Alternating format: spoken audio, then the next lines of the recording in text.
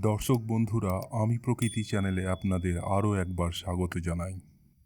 আজকের এই এপিসোডে আমরা ধর্মতত্ত্বে অসংখ্য অসঙ্গতি ও অসম্পূর্ণতা থাকা সত্ত্বেও কেন ঈশ্বরে মানুষের অবিচল আস্থা তার কারণ অনুসন্ধান করার চেষ্টা করব।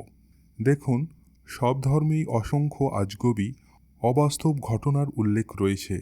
কথা বলা সাপ থেকে শুরু করে উড়ন্ত ঘোড়া, সূর্যকে বগল দাবা করতে পারা হনুমান থেকে লাঠির আঘাতে সমুদ্রের মধ্য দিয়ে রাস্তা তৈরি করা অবাস্তব কল্পকাহিনীর যেন কোনো সীমা নেই, কোনো শেষ নেই। সুস্থ মস্তিষ্কে এই কল্পকাহিনী বিশ্বাস করা কঠিনই নয়, অসম্ভব বটে। কিন্তু তবুও বিপুল সংখ্যক মানুষ এগুলো বিশ্বাস করে। এমনকি ইউনিভার্সিটিতে পড়া ছাত্রছাত্রীরাও এগুলো বিশ্বাস করে।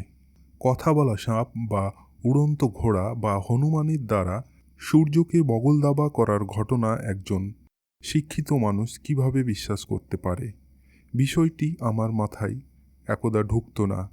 ফিজিক্স কেমিস্ট্রিতে মাস্টার ডিগ্রি করা আমার বন্ধু বান্ধবরা যখন এগুলোর সত্যতা নিয়ে আমার সঙ্গে তর্ক করত, তখন আমি অবাক হয়ে যেতাম।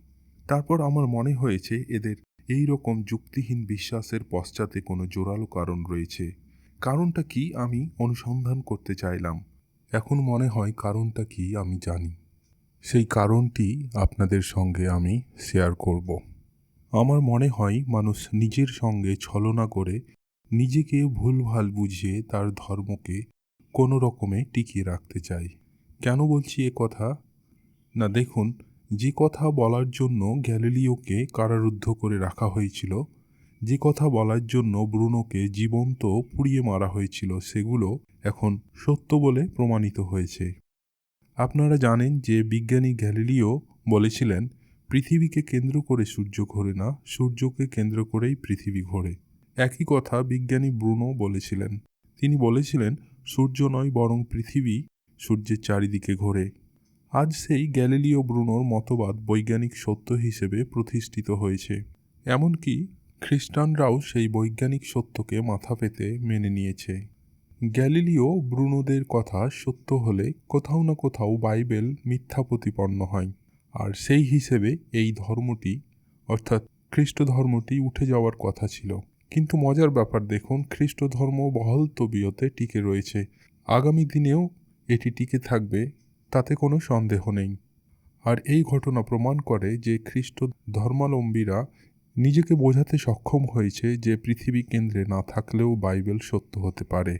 একই রকমভাবে হিন্দুরাও নিজেদেরকে কনভিন্স করতে পেরেছে যে হনুমানের সূর্যকে বগল দাবা করার ঘটনা অসম্ভব হলেও অন্যান্য ঘটনা সত্য। প্রসঙ্গত এখানে খ্রিস্টান ও হিন্দুদের কথা বলা হলেও এই অভিযোগ সব ধর্মের লোকেদের ক্ষেত্রে সমানভাবে প্রযোজ্য।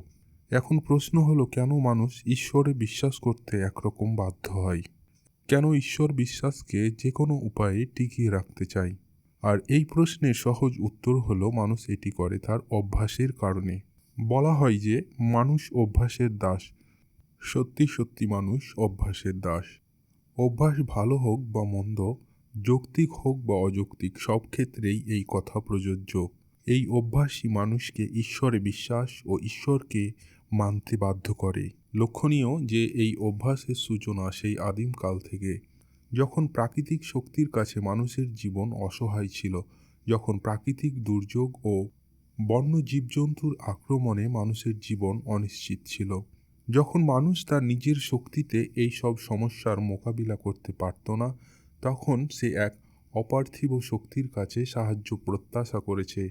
এই প্রত্যাশা থেকে ঈশ্বরের আবির্ভাব হয়েছিল, অর্থাৎ অপার্থিবে বিশ্বাস এবং তার সাহায্য প্রার্থনার অভ্যাস মানুষের সুপ্রাচীন। আপনারা নিশ্চয়ই এ ব্যাপারে অবগত আছেন যে কোনো অভ্যাস একবার গড়ে উঠলে তা ভালো হোক বা খারাপ তাকে সহজে ছাড়া যায় না, আর অভ্যাস যত পুরনো হয় তাকে ছাড়া ততই কঠিন হয়ে পড়ে। আপনার ধূমপানের অভ্যাসের কথাটাই একবার ভাবুন না। আপনি কি জানেন না যে এটি আপনার স্বাস্থ্যের পক্ষে কত ক্ষতিকর?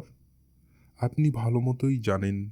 তাছাড়া সিগারেটের প্যাকেটে বীভৎস ছবি আপনাকে স্মরণ করিয়ে দেওয়ার জন্য যথেষ্ট। তারপরেও আপনি সিগারেটের নেশা ছাড়তে পারেন না।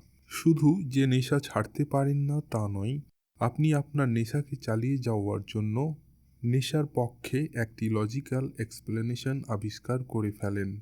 ধুর, জীবনে কি আছে, একটা সিগারেট খাবো না তো কি খাবো, তাছাড়া একদিন তো মরেই যাব। কেউ কেউ আবার বলে, বেশি দিন নিরানন্দে বাঁচার থেকে আনন্দে অল্প দিন বাঁচা অনেক ভালো। সুতরাং যেখানে নেশা করার, আত্মঘাতী হওয়ার যুক্তিও আমাদের কাছে আছে, সেখানে ধর্মের পক্ষে কত শত যুক্তি থাকতে পারে তা সহজেই অনুমান করা যায়। তাছাড়া অন্যান্য অভ্যাস যেখানে কয়েক মাস বা কয়েক বছরের পুরানো হয়, সেখানে ধর্ম পালনের অভ্যাস হলো হাজার হাজার বছরের পুরানো। স্বাভাবিকভাবেই এটিকে চালিয়ে যাওয়ার জন্য মানুষের শত শত যুক্তি থাকবে। বস্তুত যুগে যুগে ধর্মের নানা বিষয় নিয়ে প্রশ্ন তোলা হয়েছে। ধর্ম সেই প্রশ্নসমূহের উত্তর দিতে পুরোপুরি ব্যর্থ হয়েছে। তবুও ধর্ম টিকে রয়েছে, কারণ মানুষ ধর্মকে টিকিয়ে রাখতে চায়, তা সত্য হোক অথবা মিথ্যা। আর এই টিকিয়ে রাখার তাগিদ আসে অভ্যাসের কারণে। অভ্যাস কোথাও না কোথাও অ্যাডিকশনের মতো কাজ করে।